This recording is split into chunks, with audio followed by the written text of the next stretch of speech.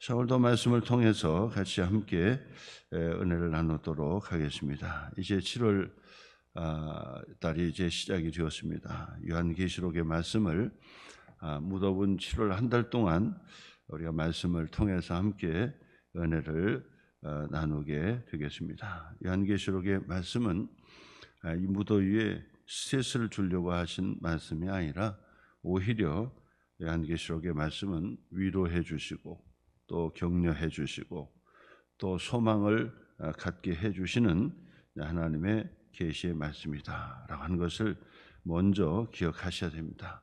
요한계시록 하면 오해된 것들이 많이 있죠. 요한계시록 특별히 특별한 사람들만 이 요한계시록을 해석할 수 있고 또 이것을 읽을 수가 있다. 그렇게 생각하는 오해가 있습니다. 그리고 요한계시록의 말씀은 우리에게 큰 환난과 고난을 우리에게 예고해 주시는 말씀이다. 이제 그렇게 이야기하면서 마지막 때가 되면은 큰 환난이 우리에게 찾아온다라고 하는 얘기죠. 그러나 그것 또한 다 오해에 의해서 비롯된 것이다라고 하는 말씀을 드릴 수 있고, 그 다음에는 또 계속해서 우리가 반복적으로 오해하고 또 실수하는 것 중에 이제 뭐냐면 자꾸 주님의 재림의 때를 자꾸 묻는 거죠. 그래서 주님의 때를 계산해서 이제 곧 오신다라고 하는 거죠.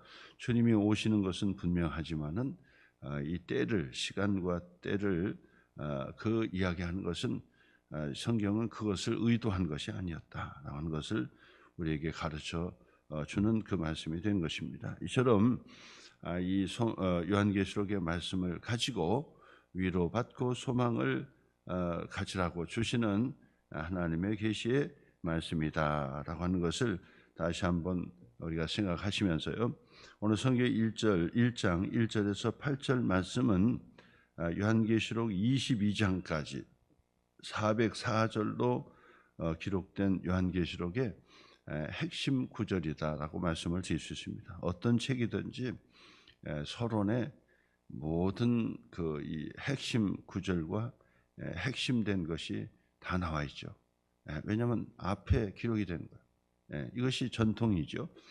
그리고 이 서론 8절까지 다 있지만은 사실은 첫 번째 이 한 절 1절이죠. 1절에 모든 것이 끝났다. 그렇게 말씀도 드릴 수 있습니다. 그래서 요한계시록이 어떻고 저떻고 어렵고 막 그래도 일단 이 서론의 1절만 우리가 이해하면 끝난다는 것이다. 그렇죠? 그렇게 이제 우리가 쉽게 이제 요한계시록의 말씀을 보셔야 된다라는 것입니다. 1절에 뭐라고 기록되어 있습니까? 예수 그리스도의 계시라. 이것이 끝나는 거죠. 예수 그리스도에 관한 것이다. 다시 오실 예수 그리스도에 관한 것이다 라고 하는 것이고요. 그 다음에는 이는 하나님이 그에게 주사 반드시 속히 일어날 일들을 그 종들에게 보이시려고 그의 천사를 그 종 요한에게 보내어 알게 하신 것이라. 하나님께서 요한 사도에게 속히 되어질 일들, 그리고 예수 그리스도에 관한 계시를 그에게 알게 하신 내용이 요한계시록의 말씀이다. 1절이면 끝난 거죠. 1절이면 다 끝나고, 그리고 8절까지가 서론이 되기 때문에 이 서론의 내용만 봐도 끝나는 거죠. 그 얘기는 뭐냐? 바로 이 요한계시록에 주는 목적이 뭐냐? 복된 하나님의 축복의 사람 되도록 주신 것이다. 3절 말씀 보세요. 예언의 말씀을 읽는 자 그리고 듣는 자와 그 가운데 기록된 것을 지키는 자. 그래서 읽는 자, 듣는 자, 지키는 자가 뭐라고요? 복이 있다는 거야. 복이 있다. 왜 그렇습니까? 때가 가까우기 때문이다. 마지막 때가 되어서 복 있는 사람이 되라. 이것이 권면이죠. 요한계시록의 말씀은 어려운 말씀이 아닙니다. 우리에게 복을 주시려고 하시는 말씀이 되는 것이다라는 것입니다. 자, 그러면서 이 4절의 말씀은 또 인사말이 쭉 기록이 되어 있습니다. 인사말이 기록이 되어 있습니다. 알파요 오메가 되신 바로 예수님을 우리에게 설명해 주면서 이제 말씀의 시작을 알리게 되는데, 전에도 이제 요한계시록의 말씀을 우리가 함께 다 이 묵상하면서 함께 은혜를 나눴습니다. 다시 반복이 되는 것입니다. 이제 매일 성경은 바로 이 6년 주기로 해서 반복이 된다 했는데, 이제 반복이 시작이 되는 거예요. 이제 벌써 66권에 늘 얘기지만은 구석구석을 다 묵상했지요. 우리가 하나님의 말씀도 음식을 편식하는 것처럼 이제 편식하는 그런 성도들이 많이 있어요. 그래서 평생을 설교 들어도 구석구석을 다 말씀을 묵상하지 못하고 듣지 못하고 천국에 가는 사람이 있지요. 왜냐하면 성경을 편식하기 때문에. 그리고 성경을 통독했다고 하지만은 그 구절구절을 깊이 있게 묵상하지를 못했다라고 하는 사람도 있단 말이에요. 근데 매일 성경은 바로 이 성경의 구석구석이라는 얘기는 전부 다 얘기하는 거죠. 모든 성경 말씀 구석구석을 다 묵상하면서 6년마다 한 텀씩 이제 돌아가게 된다. 그래서 벌써 6년이 된 거죠. 6년이 되어서 요한계시록의 말씀을 다시 반복해서 묵상해가는 그런 시간을 갖게 된 것입니다. 자, 그러면 요한계시록을 여러분 한번 다시 머리에 떠올려서, 제가 이 요한계시록의 말씀을 요약하는데 5가지로 먼저 요약해서 계속 몇 주에 걸쳐서 막 계속 반복해 드렸어요. 요한계시록 그러면은 이 5가지를 꼭 붙잡아라 해서 이 5가지를 제가 말씀한 적이 있습니다. 그 첫째는 뭐냐? 첫째는 요한계시록은 이단들이 전염물로 자기들만 해석하고 우리들만 이 요한계시록의 종말의 말씀을 잘 알고 우리들만 그 가르칠 수 있다 해서 요한계시록을 가지고 협박하는 거예요. 협박합니다. 그런데 요한계시록의 말씀은 성도들을 협박하려고 주는 말씀, 협박하라고 주는 말씀이 아니고, 당시 이 로마의 제국에 환난과 큰 핍박이 있었잖아요. 바로 그 1세대들에게 위로해주고 격려해주려고 주시는 말씀이 되는 것이다. 그렇지 않습니까? 부활의 예수님께서 환난 가운데 핍박 가운데 그 예배 드리다가 잡히면은 감옥에 가야 되고 또 때로는 순교해야 되고 막 이런 상황에서 주시는 요한계시록의 말씀이기 때문에 무슨 말씀 주시겠어요? 부활의 예수님께서 신앙을 지킨 자들에게 무슨 말씀 해주시겠습니까? 어렵고 뭐 비유나 상징으로 되어진 말씀이지만은 그 모든 것들은 사실은 다 이렇게 내려놓고 읽어도 그 성경 요한계시록의 말씀을 해석할 수 있다. 제가 늘 그렇게 말씀을 드렸어요. 초등학교 5학년 정도만 돼도 요한계시록 구석구석을 전부 해석해낼 수 있다.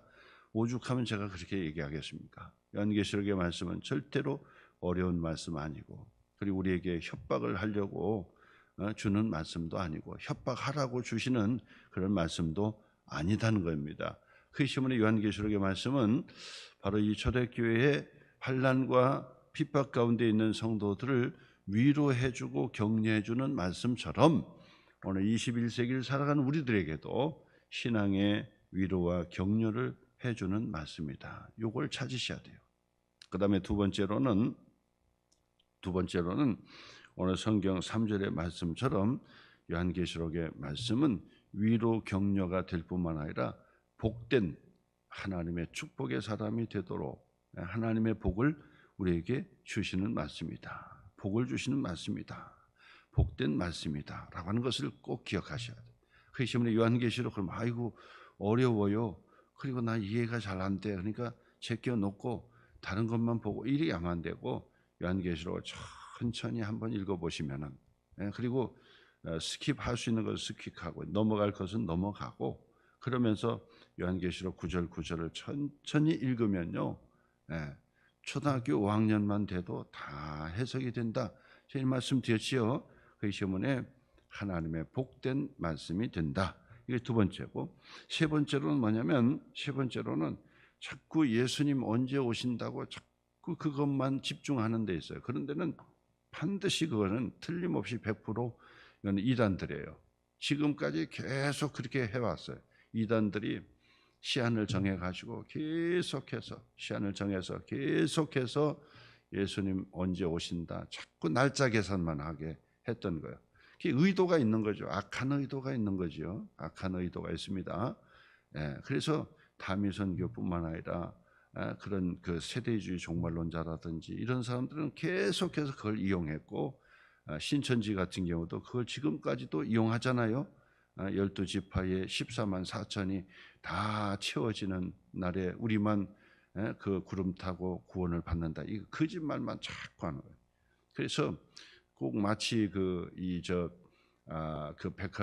백화점이나 마트에서 그 한정 판매 100개만 파는데 이제 곧 다 떨어진다 하고 그 홈쇼핑이나 이런 데서 막 광고 때리잖아요. 그러면은 내가 이거 안 사면 나중에 크게 후회할 것 같처럼 막 몰아간단 말이에요. 몇 개 안 남았습니다. 뭐 이런 거. 꼭 그런 것처럼. 바로 이 요한계시록의 말씀을 통해서 이단들은 악한 의도가 있는 거예요. 언제 주님 오신다. 그래놓고 어떻게 합니까? 다 재산 바치라 그래. 그래가지고 이 재산을 탈탈 털어가지고 빈털터리 만들고 가정 불화 만들고 그런 게 이단들이에요. 거기에 절대 빠져서는 안 돼요. 그래서 이 인터넷에 유튜브 보는 것도 여러분이 신중하게 잘 보시고 신앙의 색깔이 다 드러나게 되는 거예요. 신앙의 색깔. 그 설교에는 다 신앙의 색깔, 영성의 색깔이 다 묻어나게 되어 있는 것입니다. 그리고 이단들은 뭐 색깔뿐만 아니라 이단들은 엄청난 영혼을 끌어가는 그런 악한 그런 자들입니다. 그래서 한번 나도 알아봐야지 알아보겠다고 간 사람이 나오질 않고 있어요. 알아보겠다고 간 사람이 자기는 똑똑하니까 알아보겠다. 그래가지고 들어가가지고 자기도 빠져가지고 나오지를 못하고 있는 거예요. 이처럼 우리가 반드시 이단은 경계를 하셔야 되고, 우리 교회적으로도 총회적으로도 이단 경계 주일이다 그러면은 철두철미하게 영적인 그런 그 분별력을 가지고 살피셔야 돼요. 그래서 주변을 살피셔가지고 이 신천지 같은 경우는 악한 의도로 그냥 숨어가지고 들어와가지고 교회가 저 흔들리는 틈을 자꾸 보고 그러고 기다리는 거예요. 신앙 좋은 것처럼 기다리고, 그 다음에 또 신앙생활 잘하는 것처럼 기다리고, 또 그 다음에 그 이 성도들의 신뢰를 다 얻기까지 기다리는 거예요. 그러다가 교회에 이 흔들리는 그런 이게 된다. 그리고 또 살살 이간시키고, 그래서 절대 이간시키고 흔들리게 만드는 게 뭡니까? 담임 목사의 관계를 자꾸 이간시키는 거예요. 왜냐하면 담임 목사 흔드는 것이 최고의 목표거든요. 왜냐하면 흔들려 버리면 교회는 순식간에 그냥 완전 뒤죽박죽이 돼버리는 거거든요. 그러니까 뒤로 살살 빼서 딴 데서 만나자 그러고, 또 만나면 거기에서 그 교회 비난하고 목사 비난하고 비판하고 이래 되는 거예요. 이거는 다 레파토리가 다 똑같은 거예요. 이 반복이 되는데도 불구하고 계속 넘어진다라고 하는 것은 이거는 IQ 문제일 수도 있어요. 머리 문제일 수도 있어요. 그렇기 때문에 반복이 된다 그러면 그걸 반드시 그것을 살피셔야 되는 거예요. 이게 반복이 되는구나. 이것이 계속되는구나. 그러면은 다시는 그것이 반복되지 않도록 해야 되는 것이 머리고, 그거는 영성, 기도하는 사람이고 어쩌고 그런 걸 떠나서 기본적인 머리라고. 이게 반복이 된다 그러면 이 반복이 되면 원리를 발견하게 되고, 반복이 되면 다시는 이 반복이 되지 않도록 그렇게 하는 거잖아요. 이런 것처럼 우리가 뭐냐면 교회의 환난과 혼란을 주는 이 신천지의 전략은 계속 레파토리가 똑같은 거예요. 틀림없습니다. 교회를 흔들려면 어디부터 흔들겠습니까? 담임 목사부터 흔들기 시작하는 것입니다. 그리고 교회와 성도 간에 오해가 되게 만들고, 그리고 서로가 이 갈등의 문제를 격하게 풀게 만들고, 이건 당연히 그렇게 반복이 되는 거예요.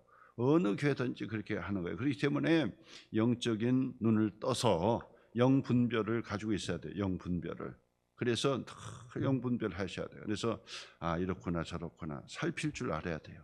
그래서 교회에서 늘 주변을, 우리 중직들은 뭐 말할 것도 없는 것이죠. 잘 살펴야 돼요. 근데 어느 교회 가서 보니까 중직들은 뭐 그냥 쏙 빠져가지고, 야, 좋은 사람이래, 기도도 많이 한대, 신앙생활 잘한대, 막 이렇게 봉사도 잘한대, 이렇게 쏙 빠져버렸어요. 근데 초신자가 더 잘 알아. 초신자.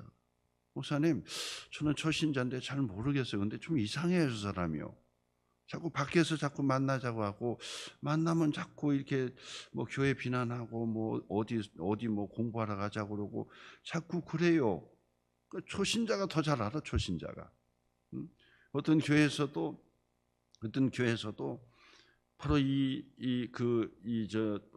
문제인 이 신천지 이 사람이 이 성가대에 들어가 가지고 또 이게 드러난 거예요. 그리고 나서 이게 연결된 걸 보니까 막 보통 연결이 아니에요. 보통 연결이 막 끈끈한 정이 돼 버렸어요. 막. 그러니까 나중에 이게 드러나 가지고 딱 드러나니까 다들 옆에서 그 사람 아닌데, 저 사람 신앙생활 잘하는데 뭐가 문제예요? 이렇게 감싸 준단 말. 아니, 신천지라고 드러났는데도 불구하고 그냥 완전 빠져버리는 거예요. 그러면 그 교회는 쑥대밭이 되는 겁니다. 쑥대밭. 예? 교회가 완전히 그냥 탈탈 털려가지고, 아시지 않습니까? 바로 이 신천지가 산 옮기기 전략이 뭡니까? 교회를 송두리째 팔아 넘기고 그것을 신천지가 사버리고, 그리고 그것을 다 접수해버리는 거예요. 신천지 교회로 접수해버리는, 이게 산 옮기기 전략 아닙니까? 이게 레파토리가 그렇게 간다 이 말이에요. 그래서 시간을 정하고, 그리고 14만 4천이 문자적으로 14만 4천, 그래서 12지파에 14만 4천이 세워지기까지, 그러니까 자기가 14만 4천에 빠질까 봐 막 그냥 뛰어다니고 막 그러면서 이런 상황이에요. 이제 90이 넘은 그 신천지 그분이 어떻게 될는지 몰라요. 그래도 또 무슨 또 꾸미는 게 있겠죠. 그래서 그런 부분에 신천지뿐만 아니라 바로 이 세대주의 종말론자들이 반드시 이 시간 문제 가지고 자꾸 그리 한다고요. 그러나 우리는 주님이 오는 시기에 대해서 관심 갖는 것이 아니라, 주님이 다시 오시니 내가 지금 오늘 하루 어떻게 살 것인가, 오늘 내게 주신 사명을 잘 감당. 철학자의 스피노자를 얘기하지 않아도요, 내일의 종말이 와도 오늘의 사과나무를 심겠다는 그런 말을 하지 않아도, 굳이 말을 하지 않아도, 우리 신앙인들은 주님이 오늘 당장 오시기까지 우리가 지금까지 경건의 훈련을 해야 되는 일들을 계속하는 거예요. 이것이 가장 중요한 축복이라는 거예요. 내일의 종말이 온다 해서 분주하게 오늘 다른 일을 하는 것이 아니에요. 다른 일을 하는 것이 아니라 오늘 내게 주어진 말씀을 읽고, 말씀을 묵상하고, 그리고 규칙대로 정한 장소에서 기도하고, 그리고 예배 드리고, 그리고 주님을 맞이해야지, 주님이 내일 오신다 해가지고 다시 하고 이런 것은 정말 의식을 가지고 살아가는 그런 후진적인 아주 미련한 생각이다라고 하는 것을 우리가 기억하셔야 됩니다. 그다음에 네 번째로는 세상의 그 종말의 때에 우리 그리스도인들이 반드시 인내하고 참고 인내하라는 거예요. 이것은 언제든지 그런 거예요. 종말이 아니어도 인생은 반드시 참고 인내하는 거예요. 신앙생활은 참고 인내하는 거예요. 주님이 우리를 부르실 때까지, 주님이 다시 오시는 날까지, 종말의 때에 주님 앞에서 우리의 신앙생활은 반드시 참고 인내하는 거예요. 모든 인생이 그렇잖아요. 그래서 세상 사람들도 그 명언을 써놓고 하는 거 보면은 거기 있잖아요. 참는 자에게는 인내는 쓰다, 그러나 그 결과는 달다. 항상 인내 참는 것을 그렇게 강조하지 않습니까? 그것은 보편적인 그런 이 내용이라고요. 그렇기 때문에 우리의 신앙생활에 있어서도 요한계시록의 말씀을 붙들고 참고 인내하는 거예요. 그러면 반드시 하나님께서 상급을 주시고 면류관 주시고 반드시 하나님의 나라의 처소의 그 유업을 기업으로 받게 해 주신다. 이 말씀을 해 주시는 거예요. 그리고 참는 자에게 반드시 하나님께서 복을 주시고 은혜를 주신다는 말씀의 내용이 되는 것입니다. 그다음에 마지막으로는 천국을 소망하라는 거야. 천국을. 이 땅에서 그냥 다 눌러 살고 이 땅에서 마음껏 다 하는 것처럼 그냥 세상 사람들 그렇게 사는 거야. 그냥 원이 없이 세상에서 즐기면서 그냥 원 없이 살다가 없어진다고 생각하는 거예요. 근데 우리는 그렇지 않아요. 그렇지 않고 죽음은 천국에서의 새로운 시작이라고 보는 거란 말이에요. 그렇기 때문에 우리는 그 천국에 준비된 삶이기 때문에 절제력이 생기는 거예요. 절제력이 생기고 가치 있는 것에 투자하고 그러는 거예요. 그게 믿지 않는 사람들의 입장에서는 뭐죠? 한 번 죽는 거, 야 죽음 생각하지 마. 기분 나쁘게 죽는 거 생각하지 마. 그리고 내가 있는 거 그냥 다 실컷 쓰고 그냥 놀고 그래서 원도 없이 한도 없이 인생 그냥 탁 놀다가 나 죽고 없어져 버렸다. 죽으면 끝나고 없어진다고 생각하는 거예요. 심판이 있다는 사실을 몰라요. 그래서 성경은 우리에게 그렇죠? 한 번 죽는 것은 하나님께서 우리에게 정한 것이요 그 후에는 심판이 있으리라.